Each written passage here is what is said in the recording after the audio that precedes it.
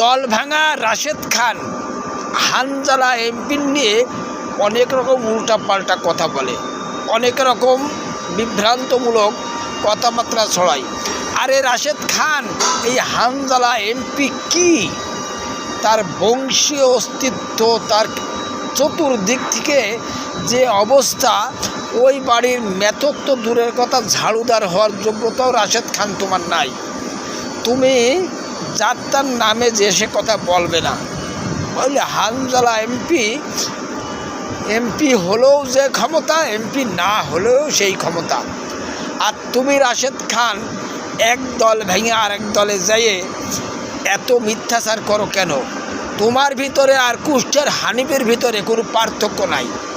তুমি যে অবস্থা করো, কুষ্টিয়ার হানিফ, আওয়ামী লীগ নেতা হানিফ সে অবস্থায় করে। প্রতিনিয়ত মিথ্যা কথা বলতো কুষ্টিয়ার হানিফ, তুমিও প্রতিনিয়ত মিথ্যা কথা বলছো।